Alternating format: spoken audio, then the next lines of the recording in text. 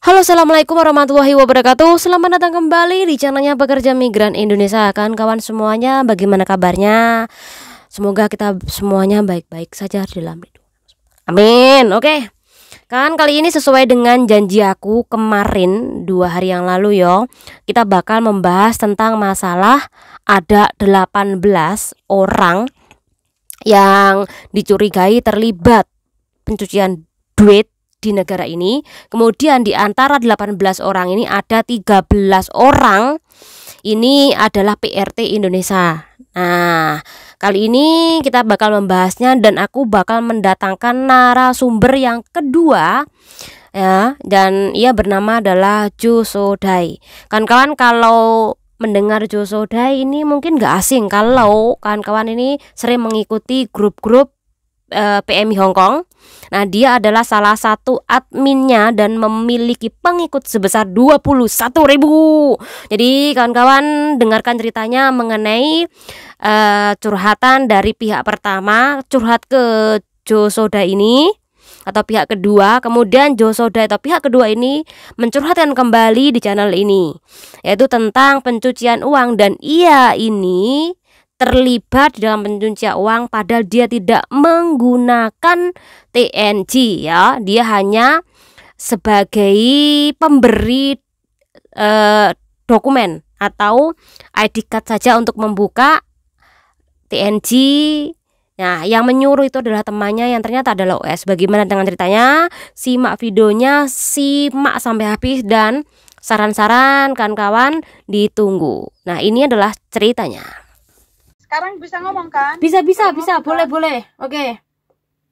Ini adalah Jo Sodai. Jadi dia ini salah satu dari pendiri grup job cari majikan dengan pengikut 21.000 lebih. Bener gak, Jo? Betul. Oke. Selamat malam teman-teman. Perkenalkan, nama saya Joe. Saya juga pekerja migran asal NTT yang bekerja sudah lama di Hong Kong. Di sini saya diminta dari teman saya Evan untuk sharing mengenai kasus cuci uang ya. Karena baru-baru ini ada belasan kasus teman-teman pekerja migran Indonesia yang terlibat kasus cuci uang ya. Itu dari ATM, TNG, bahkan WeChat ya. Nah, ada salah satu teman, dia punya teman baik ya, teman baik, tapi teman yang satunya itu overstay ya, sudah overstay, tinggal di luar, hidup di luar, dan dia meminta temannya yang masih legal, dalam artinya dia masih punya majikan, masih punya visa, masih bekerja dengan majikan. Nah, si teman yang overstay ini meminta bantuan kepada temannya yang masih legal untuk menggunakan TNC. Sedangkan teman yang legal yang masih punya majikan ini, dia tidak pernah menggunakan aplikasi TNC maupun WeChat ya, Evan. Okay. Setelah itu diminta, ya namanya teman ya, pasti ada rasa kasihannya gitu. Dan di saat teman yang overstay ini meminta kepada teman yang masih resmi, dalam artinya masih legal, masih punya majikan, ya ikut-ikut aja gitulah.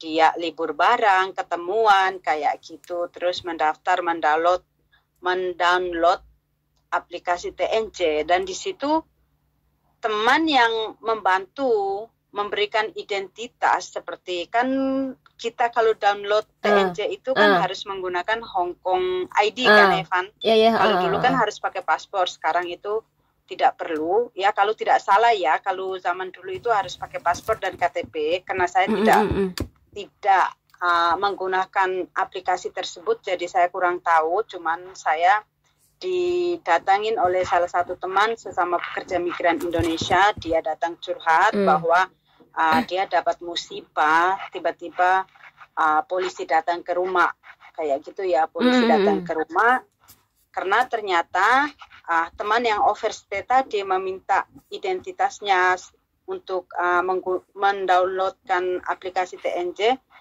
yang punya identitas ini nggak tahu kegunaannya untuk apa, kayak gitu ya. Dan tiba-tiba polisi datang ke rumah, majikannya juga kaget ya. Majikannya juga kaget, kok ada polisi dan bla bla bla kayak gitu. Setelah diinterogasi, dan di situ baru tahu bahwa kasusnya adalah kasus cuci uang. Si teman itu yang meminjam identitas dia itu sudah ditahan duluan sebelum sebelum si mbak yang punya identitas asli itu yang resmi ya, yang resmi. Mbak yang yang memegang TNJ itu sudah ditahan duluan karena dia bergabung dengan beberapa teman gitu loh, Van. Paham nggak? Maksudnya bergabung dengan orang yang tidak baik gitulah ya, yang melakukan kejahatan seperti itulah. Ketika diinterogasi polisi, majikannya juga membantu untuk menjelaskan ke polisi, dan teman yang masih legal, istilahnya masih kerja dengan majikan, masih punya kontrak kerja, masih punya visa ya, itu masih kerja dengan majikan, dan kasusnya itu tiap minggu dia tahanan luar ya, luar. Dalam artinya itu tiap minggu dia harus melaporkan diri ke kantor polisi. Nah, dalam tahanan luar itu kan dia pasti ada kayak, bukan itu apa ya, ada simpan uang sekitar berapa di kantor polisi kayak gitu. Uang jaminan ribu kayak gitu, itu kita bisa dilepas, tapi tiap minggu itu kita harus harus lapor ke kantor polisi kayak gitu. Dan sekarang dia juga lagi menunggu sidang ya, karena aplikasi TNJ yang temannya guna itu ternyata untuk transaksi keuangan. Keuangan, ketika punya cek ternyata disalahgunakan. Aplikasi TNJ tersebut disalahgunakan oleh temannya yang overstay kayak gitu. Akhirnya saya tidak bisa kayak memberi saran yang banyak. Saya cuman menyarankan ke teman yang sudah menjadi korban ya, menjadi korban itu dipinjam untuk mendownloadkan aplikasi TNJ ya. Itu cuman saran ya, ikuti prosedur apa yang dari polisi kasih gitu loh, maksudnya meminta untuk lapor ke polisi tiap minggu ya, silakan datang itu sambil menunggu sidang dan lain-lain kayak gitu. Terus saya juga memberitahu dia jika butuh bantuan selanjutnya ya bisa hubungi saya, dan kita juga masih komunikasi. Ya lagi mungkin bisa menghubungi KJRI atau aku bisa minta bantuan teman-teman organisasi itu kan. Masih tiap minggu itu harus lapor ke kantor polisi, masih statusnya itu masih dalam luar kayak gitu. Nah, untuk TNJ juga ya, dan untuk ini cuman TNJ, masih lagi sama ATM ya, Van, banyak sekali. Ini saya lanjutkan juga ya, Van. Saya juga punya konseling. Yang masalah Jo? Iya. Yang masalah ATM, bukan yang masalah ATM. Nanti kita pakai video yang kedua aja ya. Oke. Ini kita bahas masalah TNJ dulu. Aku pengen tanya Jo. Aku mendengarnya katanya ada 18 orang kalau nggak 13 orang ya? 13 orang. 13 orang. Soalnya 13 orang itu salah satunya itu kasus TNJ. Salah satunya. Tapi saya kurang tahu cuman TNJ apa ada WeChat-nya, tapi yang konseling yang datang ke saya itu ada salah satunya yang kasus TNJ. Tapi dia memberitahu berapa orang yang masih dalam pencarian atau memang sudah masuk daftar, Jo? Itu berapa orang katanya? Kalau masalah itu dia tidak ngasih tahu. Tapi yang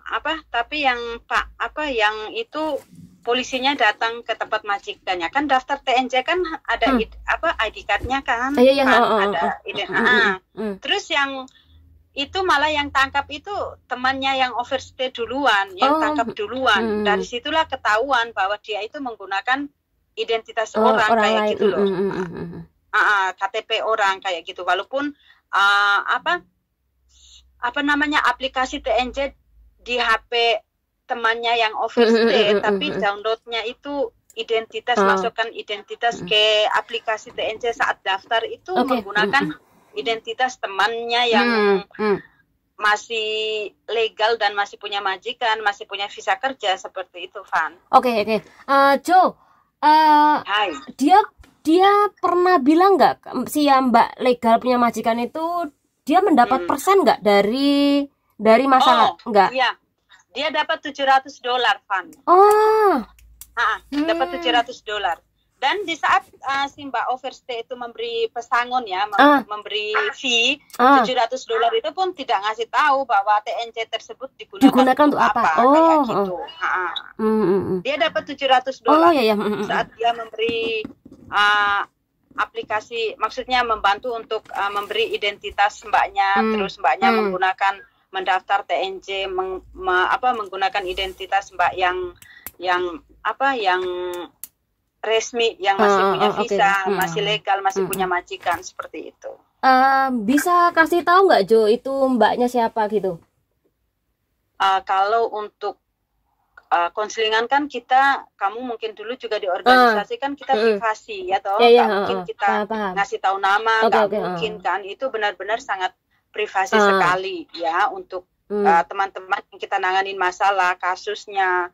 Walaupun kasusnya itu berat atau kecil, ringan, itu kita benar-benar harus melindungi nama-nama konselingan atau nama-nama teman-teman kita yang kena kasus kayak gitu. Kita tidak sembarangan memberi nama mereka kepada orang lain kayak gitu, kecuali kita sendiri yang tahu, kita yang menangani kasus tersebut, kita yang tahu sendiri. Tidak boleh kita kita publik kayak gitu, up ke publik kayak gitu. Kita harus benar-benar privasi.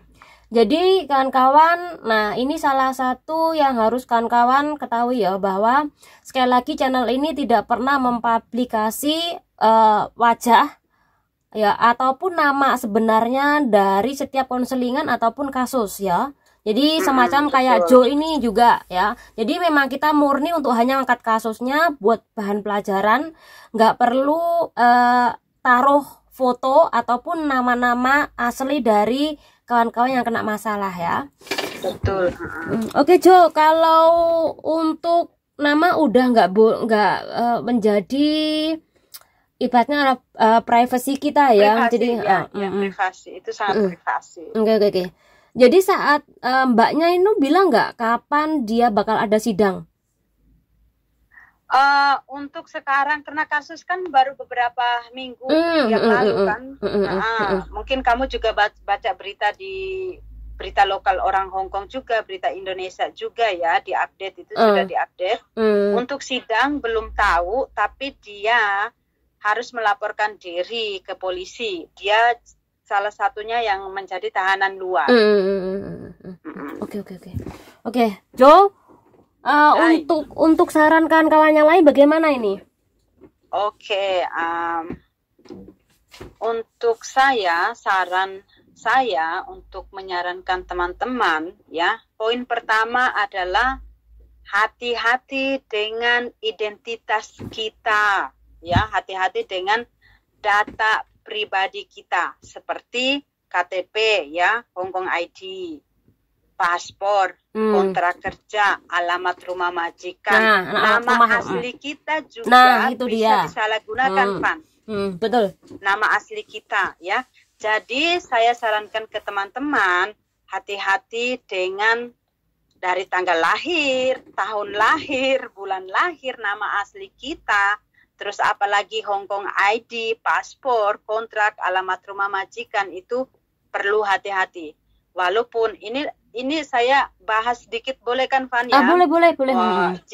Jika teman-teman ingin belajar, misalnya ada kelas dan lain-lain, terus ada oknum-oknum yang memintakan identitas, foto pas, tidak memberi kayak apa ya, ketika kita tanya berbelit-belit, tidak bertanggung jawab, tidak memberi kayak jawaban yang jelas dan tepat. Identitas itu untuk digunakan untuk apa kayak gitu, teman-teman harap lebih hati-hati ya. Hati-hati, karena di Hong Kong ini apa saja bisa dilakukan ya. Kejahatan di Hong Kong ini sangat cepat sekali kayak gitu ya. Jadi hati-hati. Kenapa? Banyak sekali orang Hong Kong kan sangat-sangat privasi kan, Iya, betul kan, nama masalah asli saja, etiket, masalah nama etiket. asli saja itu kadang mereka dapat surat dari luar itu nama yang tidak sesuai dengan KTP loh. Itu benar, karena mereka itu benar-benar sangat privasi ya, takut kejadian seperti ini kayak gitu. Seperti yang terjadi sama teman-teman. Kenapa orang Hong Kong itu tidak suka privasi, yang namanya privasi di publik seperti rumah atau ruangan rumah, itu benar-benar sangat berbahaya sekali buat mereka kayak gitu. Ya, pesan saya buat teman-teman, untuk identitas pribadi kita itu benar-benar harus dijaga. Dan walaupun itu teman baik, Van, itu teman baik, kalau teman baik jika sudah sangkut paut sama identitas, menyuruh kita menyuruh kita untuk download TNJ, aplikasi dan lain-lain, itu kita harus mikir-mikir lagi. Walaupun dibayar ya, kemarin dibayar 700, ada lagi yang berani bayar 4.000, 6.000. Oh iya benar, betul aku belum bacanya. Itu benar-benar yang bayar 6.000, 4.000 itu juga dulu pernah konselingan sama saya juga kayak gitu. Bahkan videonya itu bukan video, voice-nya itu beredar di mana-mana untuk membeli ATM dan lain-lain kayak gitu. Jadi buat teman-teman, jika ya, satu kali lagi, jika TNC-nya sudah tidak berguna, mending dinonaktifkan ya, Van. Itu lebih bagus dan lebih baik. Betul. Itu benar-benar lebih bagus, dan jaga untuk kita sendiri kayak gitu loh, takut disalahgunakan. Nah, pesan saya juga, TNC jika tidak mau menggunakan aplikasi tersebut, mending dinonaktifkan. Datang ke kantor TNJ, minta petugas TNJ, saya tidak mau menggunakan aplikasi tersebut, bisakah dinonaktifkan? Pasti saya rasa pihak TNJ juga pasti akan menonaktifkan seperti itu, Van. Karena di Hong Kong itu, jika kita punya aplikasi yang yang sudah terdaftar dengan dokumen kita, jika kita meminta untuk nonaktif, pasti pihak-pihak tertentu akan menonaktifkan kayak gitu, takut disalahgunakan seperti itu.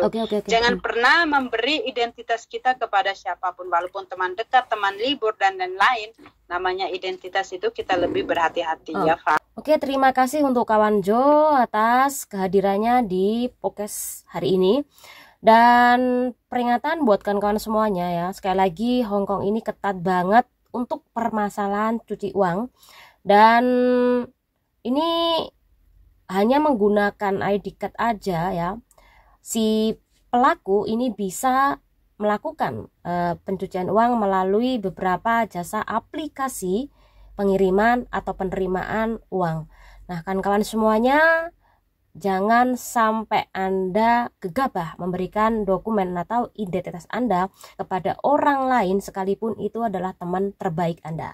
Karena teman terbaik tidak akan pernah melakukan hal yang merugikan Anda.